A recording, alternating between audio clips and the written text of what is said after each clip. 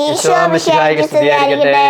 ഈശോയുടെ എൻ്റെ സ്വന്തം കൂട്ടുകാരെ, ഞാൻ നിങ്ങളുടെ ബാക്കിലാണ്. ഇതെന്റെ കൂടെയുള്ള എൻ്റെ അപ്പയാണ്. ഇമ്മാക്കുലേടയ്ക്ക് എനിക്കും രണ്ടുപേർക്കും നന്നായിട്ട് ജലദോഷമുണ്ട്, റണ്ണിങ് നോസ് ഉണ്ട്. അതുകൊണ്ട് തന്നെയാണ് ഞങ്ങളുടെ സ്വരത്തിൻ്റെ ഈ ഒരു പ്രശ്നം. എങ്കിലും ഇമ്മാക്കുള്ള ഒത്തിരി ഈശോയുള്ള സ്നേഹത്തിലും കൃപയിലും ത്യാഗം സഹിച്ചതൊക്കെ തന്നെയാണ് ഇവിടെ ഇരിക്കുന്നത്. പക്ഷേ നമ്മൾ രക്തസാക്ഷികളൊക്കെ സഹിച്ച സഹനം തന്നെ ഈശോയ്ക്ക് വേണ്ടിയല്ലേ. അപ്പോൾ നമുക്ക് ചില ജലദോഷം വന്ന് പറഞ്ഞ് നമുക്ക് പറയുന്ന പോലെ ശരിയല്ല. എങ്കിലും നമ്മൾ പറഞ്ഞതേ ഉള്ളൂ, നമ്മൾ കൂട്ടുകാരായിരിക്കുന്നതുകൊണ്ട് നമ്മുടെ അവസ്ഥ നമ്മൾ തുറന്ന് പറഞ്ഞതാണ്. അപ്പോൾ നമ്മുടെ ശുശ്രൂഷയുടെ പേരെന്താണ്? വീട്ടിലെ വേദപാഠം, അല്ലെങ്കിൽ വീട്ടിലെ മതബോധനം. പിന്നെ നമ്മൾ കിഡ്സ് ക്യാറ്റ് എന്നും പറയാറുണ്ട്. കിഡ്സ് ക്യാറ്റ്, കുട്ടികൾക്കുള്ള കാറ്റഗിസം. യു ക്യാറ്റ് കണ്ടില്ല, യു ക്യാറ്റ് എന്ന് പറയുന്ന പുസ്തകം കണ്ടില്ല, യു ക്യാറ്റ് എന്ന് പറഞ്ഞ തന്നെയാണ് നമ്മൾ കിഡ്സ് ക്യാറ്റ്. യൂത്തിനേക്കാൾ യുവജനങ്ങൾക്ക് വേണ്ടിയുള്ള യൂത്ത് ക്യാറ്റ്. അപ്പോൾ നമുക്ക് പരിശുദ്ധാത്മാവിനെ പ്രാർത്ഥിച്ചുകൊണ്ട് ആരംഭിക്കാം അല്ലേ. പരിശുദ്ധാത്മാവായ സ്നേഹദൈവമേ, ഞങ്ങളെ പരിപൂർണമായി അങ്ങയുടെ കരങ്ങളിലേക്ക് സമർപ്പിക്കുന്നു.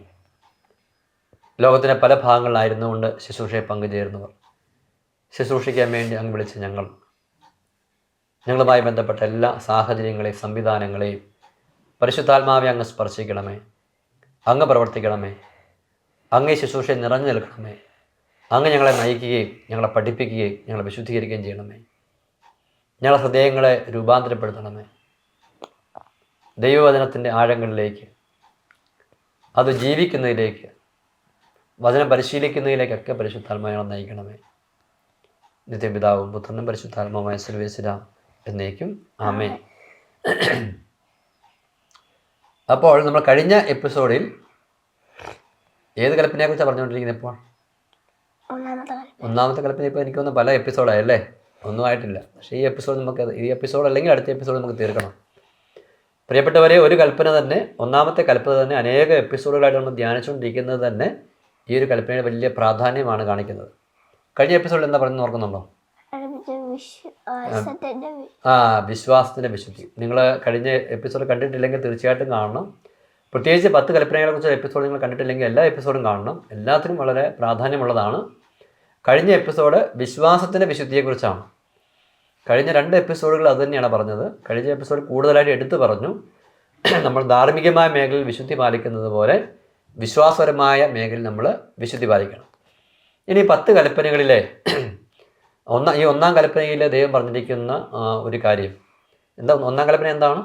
നിന്റെ ദൈവമായ കർത്താവ് ഞാനാകുന്നു, ഞാനല്ലാതെ മറ്റൊരു ദൈവം നിനക്കുണ്ടാകരുത്. മോശയ്ക്ക് ഈ കൽപ്പന കൊടുക്കുമ്പോൾ ദൈവം കുറച്ച് വിശദീകരണങ്ങൾ കൊടുക്കുന്നുണ്ട്. നിങ്ങൾ ഭൂമിയിലുള്ളതിൻ്റെ ഇവിടെയുള്ള ഒന്നിൻ്റെ ഒന്നും ആകാശമുള്ളതിൻ്റെ ഒന്നും നിങ്ങൾ വിഗ്രഹങ്ങൾ ഉണ്ടാക്കരുതെന്ന് പറഞ്ഞിട്ടുണ്ട്. മനസ്സിലായില്ലേ? വിഗ്രഹം എന്ന് പറഞ്ഞാൽ അറിയാമോ? എന്താ വിഗ്രഹം എന്ന് പറഞ്ഞാൽ? അറിയില്ലാത്തവര്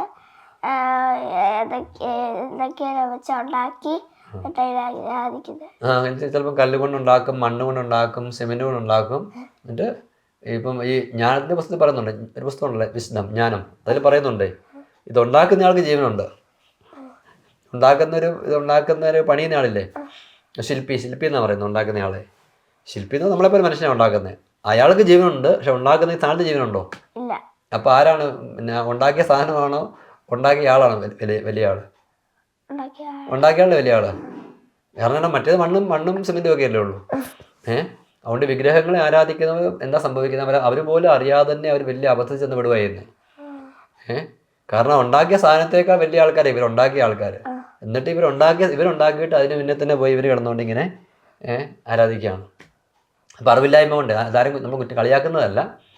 അപ്പോൾ ഒന്നാം പ്രമാണത്തിൻ്റെ ഒരു ഗുരുതരമായ ലംഘനമാണ് വിഗ്രഹാരാധന. ദൈവമല്ലാത്ത കാര്യങ്ങളെ ദൈവത്തിൻ്റെ സ്ഥാനത്ത് വെച്ചിട്ട് ദൈവത്തെ പോലെ ആരാധിക്കുന്നതാണ് വിഗ്രഹാരാധന. എന്താ പറഞ്ഞത്? ദൈവമല്ലാത്ത കാര്യങ്ങളെ ദൈവത്തെ വെച്ചിട്ട് ദൈവത്തെ പോലെ മനസ്സിലാണെങ്കിലും മതി, അല്ലെങ്കിൽ എന്തുണ്ടാക്കി വെച്ചിട്ട് എന്നിട്ട് ദൈവത്തെ ആരാധിക്കുന്നവർ തന്നെ അതിനെ ആരാധിക്കുന്നതാണ് എന്ത്? വിഗ്രഹാരാധന. ഒന്നാം കൽപ്പനയിൽ ദൈവം കർശനമായിട്ട് പറഞ്ഞിട്ടുണ്ട്, അങ്ങനെ ഒരിക്കലും ചെയ്തേക്കെന്ന് പറഞ്ഞിട്ടുണ്ട്. അതിൻ്റെ കാരണം എന്താ? ഒന്നാമത്തെ കാര്യം ദൈവമല്ലാത്ത, നമ്മൾ ആദ്യം പറഞ്ഞതിനെ കുറിച്ച്, ദൈവമല്ലാത്ത കാര്യങ്ങളെ നമ്മളിങ്ങനെ ആരാധിക്കാൻ ശ്രമിക്കുമ്പോൾ സാത്താൻ അവിടെയൊക്കെ മുതലെടുക്കും. രണ്ടാമത്തെ കാര്യം എന്നറിയാം, നമ്മൾ ഈ എന്തിനെ ആരാധിക്കുന്നു നമ്മൾ അതിനേക്കാൾ താഴ്ന്നു പോവില്ല. അപ്പം നമ്മൾ ഈ ആരാധിക്കുന്ന ഈ വിഗ്രഹത്തേക്കാൾ നമ്മളെ തന്നെ താഴ്ത്തിക്കളയും. മനസ്സിലായില്ലേ? അപ്പം അതുകൊണ്ട് ദൈവം കർശനമായിട്ട് സത്യദൈവത്തെ ആരാധിക്കണം എന്നുള്ള ആ കൽപ്പന വഴി, ഒന്നാം കൽപ്പന വഴി വിഗ്രഹാരാധന ദൈവം കർശനമായിട്ട് നിർത്തിയിരിക്കുകയാണ്. ഈ കത്തോലിക്കാ സഭയുടെ മതബോധന ഗ്രന്ഥം 2112 മുതൽ കേട്ടോ, പ്രത്യേകിച്ച് 12, 13 ആ ഭാഗങ്ങളെല്ലാം വിഗ്രഹാരാധനയെ കുറിച്ച് പറയുകയാണ്. എന്നിട്ട് വിഗ്രഹാരാധനയെ പറയുന്നത് അറിയാമോ? ഒന്നാം കൽപ്പന ബഹുദേവതാവാദത്തെ ശപിച്ചു തള്ളുന്നു. മനുഷ്യൻ ഏകദൈവത്തെ അല്ലാതെ മറ്റു ദൈവങ്ങളിൽ വിശ്വസിക്കുകയോ മറ്റു ദേവന്മാരെ ആരാധിക്കുകയോ ചെയ്യരുതെന്നത് ആവശ്യപ്പെടുന്നു. മറ്റു ദൈവങ്ങളൊന്നുമില്ല, പക്ഷെ ദൈവങ്ങളെന്ന് വിചാരിച്ച് വല്ലതും ചെയ്യുന്നുണ്ടല്ലോ. മനുഷ്യരുടെ കരവേലകളായ, അതായത് മനുഷ്യൻ തന്നെ ഉണ്ടാക്കിയ സൃഷ്ടികളായ വെള്ളിയോ സ്വർണമോ കൊണ്ടുള്ള വിഗ്രഹങ്ങളെ തള്ളിക്കളയുന്നതിനെക്കുറിച്ച് വിശുദ്ധ ബൈബിൾ എപ്പോഴും പഠിപ്പിക്കുന്നുണ്ട്. അവയ്ക്ക് അധരങ്ങളുണ്ട്, പക്ഷേ സംസാരിക്കുന്നില്ല. അവയ്ക്ക് കണ്ണുകളുണ്ട്, പക്ഷേ കാണുന്നില്ല. വ്യർത്ഥമായി വിഗ്രഹങ്ങൾ മനുഷ്യനെ വ്യർത്ഥനാകുന്നു. അവയെ നിർമ്മിക്കുന്നവനും അവയിൽ ആശ്രയിക്കുന്നവനും എല്ലാം അവരെ പോലെയാകും. മറിച്ച് ദൈവം ജീവിക്കുന്നവനും ചരിത്രത്തിൽ ഇടപെടുന്നവനുമായ ജീവിക്കുന്ന ദൈവമാണ്. നമ്മുടെ ദൈവം ആരാണോ? മരിച്ച ദൈവമാണോ? അല്ല, നമ്മുടെ ദൈവം എന്നും ജീവിച്ചിരിക്കുന്ന ജീവനുള്ള ദൈവമാണ്. ഉണ്ട് കേട്ടോ. വിഗ്രഹാരാധന അവിശ്വാസികളുടെ മിഥ്യയായ ആരാധനയെ മാത്രമല്ല സൂചിപ്പിക്കുന്നത്. ഇത് പറയാൻ വേണ്ടി ഞാൻ പറഞ്ഞു തന്നത്. എല്ലാവർക്കും അറിയാം. എന്താ അറിയാം? ഇപ്പം പിന്നെ മതങ്ങളുടെ എന്തെങ്കിലും വിഗ്രഹങ്ങളോ അതൊക്കെ ഉണ്ടാക്കി ആരാധിക്കുന്നത് തെറ്റാന്നുള്ളത് നമുക്കെല്ലാവർക്കും എന്ന് പറഞ്ഞാൽ കത്തോലിക്കർക്ക് എല്ലാവർക്കും ഒന്നും അറിഞ്ഞുകൂടാ. നമ്മൾ അജിബ്രദറില്ലേ, അജിബ്രദർ പറഞ്ഞത് ഒരിക്കൽ അജിബ്രദറിനോട് ഒരാൾ പറയുകയാണ്, കൂട്ടുകാർ ഞങ്ങളുടെ ടീമിലുള്ള ഒരാളാണ് കേട്ടോ ഈ അജിബ്രദർ എന്ന് പറയുന്നത്. അദ്ദേഹത്തോട് ഹൈന്ദവനായൊരു വ്യക്തി അദ്ദേഹം പറയുകയാണ്, അവരുടെ ഒരു അമ്പലമുണ്ട്, എന്താ പേരിട്ട് അമ്പലമുണ്ട്. ആ അമ്പലത്തിൽ വന്ന് നമ്മൾ കത്തോലിക്ക വിശ്വാസികൾ പലരും അമ്പലത്തിൽ ചെന്ന് അവിടുത്തെ വിഗ്രഹത്തെ ആരാധിക്കുന്നുണ്ടെന്ന്. എന്നിട്ട് അയാൾ പറയുകയാണേ, ഞങ്ങൾ ഹിന്ദുക്കൾക്ക് പോലും ഇല്ലാത്ത അത്രയും വിശ്വാസത്തോടു കൂടിയാണ് ആ കത്തോലിക്കർ വന്ന് ആരാധിക്കുന്ന വിഗ്രഹത്തെ. ഇപ്പം കണ്ടോ? അപ്പം നമ്മൾ അറിവില്ലാത്ത ഇപ്പോഴും ഇത്രമാത്രം ഈ ധ്യാനങ്ങളും മറ്റും കാര്യങ്ങളൊക്കെ ഉണ്ടായിട്ടും ഇപ്പോഴും കത്തോലിക്ക വിശ്വാസികൾ പലരും പോയി മറ്റു വിജാതീയ ഒന്നുമല്ലാത്ത പിന്നെ വിഗ്രഹങ്ങളെ പോയി ആരാധിക്കുന്നുണ്ട്. എന്നറിയാം. അപ്പം ആ മതങ്ങളിലുള്ളവർ, ആ മതത്തിലുള്ള വ്യക്തികൾ അറിവില്ലായ്മ കൊണ്ട് അവയെ ആരാധിക്കുന്നതിനേക്കാൾ എത്രയോ വലിയ തെറ്റാണെന്നറിയാമോ?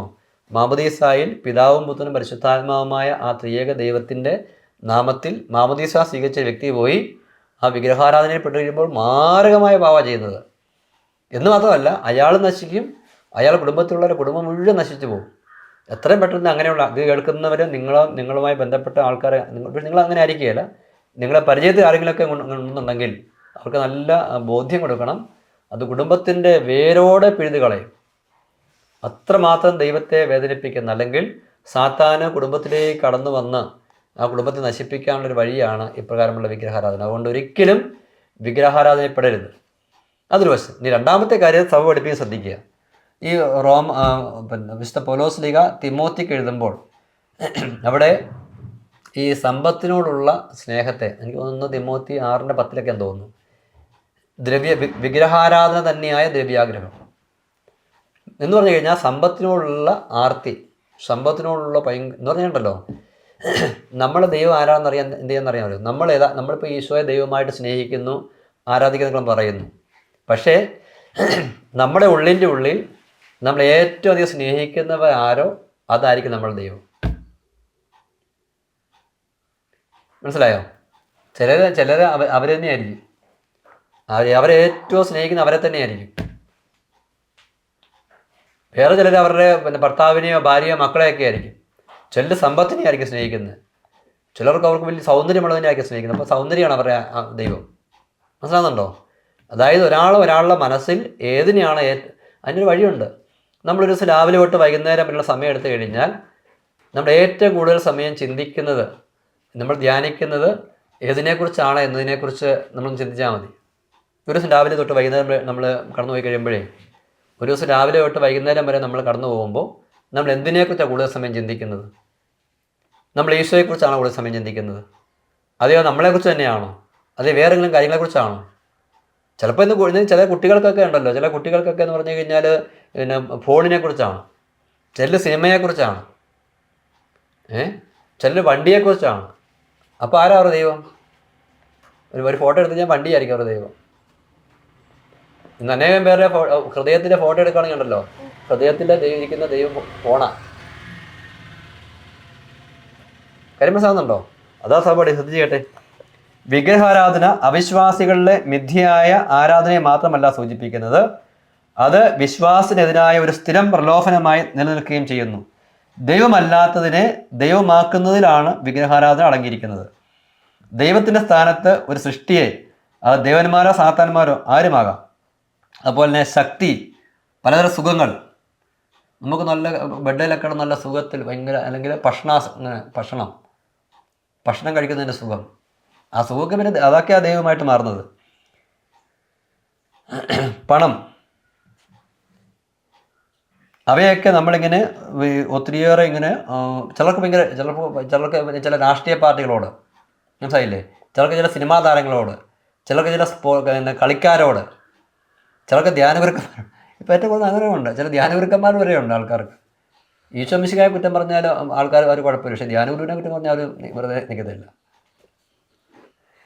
അപ്പം ശ്രദ്ധിച്ചില്ലെന്നുണ്ടെങ്കിൽ ഇങ്ങനെ വിഗ്രഹാരാധന കുറച്ച് മനസ്സിലാകുന്നുണ്ടോ? അപ്പം അതേക്കുറിച്ചാണ് സഭ ഇവിടെ കൃത്യമായിട്ട് പഠിപ്പിക്കുന്നത്. അപ്പോൾ വിഗ്രഹാരാധന ഒരു വലിയ പാവമാണ്. പക്ഷേ നമ്മൾ തെറ്റിദ്ധരിക്കും, അത് ആ അമ്പലത്തിലെ അല്ലെങ്കിൽ അവിടെയൊക്കെ പോയി നമ്മളിങ്ങനെ ആരാധിക്കുന്നത്, അത് വലിയ പാവമാണ്. അതുപോലെ തന്നെ നമ്മൾ യേശുക്രിസ്തു വിശ്വസിക്കുന്നു പറയുമ്പോൾ പോലും നമ്മൾ ഈ പൂർണ്ണ ആത്മാവോടും പൂർണ്ണ മനസ്സോടും സർവ്വശക്തിയോടും കൂടി ഈശോയെ സ്നേഹിക്കാതെ ഇങ്ങനെ പല വസ്തുക്കളിൽ, ചിലർക്ക് വസ്ത്രമായിരിക്കും, മനസ്സിലായില്ലേ, ചിലർക്ക് വസ്ത്രമായിരിക്കും, ചിലർക്ക് ചില പ്രത്യേക പാവങ്ങളായിരിക്കും അവരുടെ ദൈവം. അപ്പം അതുകൊണ്ട് നമ്മൾ ഇതിൽ നിന്നെല്ലാം വിട്ടുമാറി, ഇതെല്ലാം നമുക്ക് ആവശ്യമുള്ള രീതിയിൽ ഇങ്ങനെയുള്ള കാര്യങ്ങളൊക്കെ നമുക്ക് ഉപയോഗിക്കേണ്ട കാര്യങ്ങൾ ഉപയോഗിക്കണം. പക്ഷേ അതിൻ്റെ അപ്പുറത്ത് അതിനോടുള്ള ആരാധനയായി ആസക്തിയായിട്ടൊന്നും മാറരുത്. നമ്മുടെ ഉള്ളിൻ്റെ ഉള്ളിൽ ആര് നിറഞ്ഞു നിൽക്കണം? ഈശോ, എൻ്റെ ഈശോ എൻ്റെ സർവസ്വവും. അപ്പം എൻ്റെ ഈശോ എൻ്റെ സർവസ്വം എന്ന രീതിയിൽ ഈശോയോടുള്ളൊരു വലിയ സ്നേഹത്തിൽ നമ്മൾ നിറഞ്ഞു നിൽക്കുന്ന വാസ്തവത്തിൽ ഒന്നാം പ്രമാണം പാലിക്കുക എന്ന് പറയുന്നത് തന്നെ. അപ്പം പ്രിയപ്പെട്ട കൂട്ടുകാരെ, ഈ എപ്പിസോഡിൽ എന്താണ് പറയാൻ ശ്രമിച്ചതെന്ന് നിങ്ങൾക്ക് വ്യക്തമായിട്ടുണ്ടെന്ന് വിചാരിക്കുകയാണ്. ഇമ്മാക്കളൊക്കെ എന്താ മനസ്സിലായത് ഈ എപ്പിസോഡ് പറഞ്ഞപ്പോൾ? വിഗ്രഹാരാധന വലിയ പാവമാണ്. അപ്പോൾ ഏതൊക്കെയായിരിക്കും ഇമ്മാക്കളോടൊക്കെ മനസ്സിലായത്? ഒന്ന് രണ്ട് വിഗ്രഹാരൻ്റെ പേര് പറഞ്ഞു.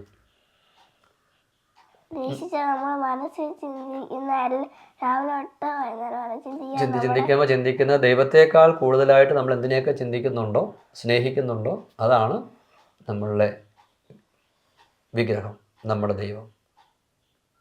അപ്പോൾ ഇതൊന്ന് പലപ്പോഴും പാവമായിട്ട് ആൾക്കാർ മനസ്സിലാകുന്നില്ല. ഇതൊക്കെ പ്രിയപ്പെട്ട കൂട്ടുകാരെ, ഇപ്പോൾ ഈ പറഞ്ഞ കാര്യങ്ങളിൽ ഏതെങ്കിലുമൊക്കെ കാര്യങ്ങളെ നമ്മൾ അമിതമായി സ്നേഹിച്ച് ആരാധിക്കുന്നുണ്ടെങ്കിൽ പറഞ്ഞു കുമ്പസാരിക്കണം. ഒന്നാം പ്രമാണ ലംഘനമാണ്.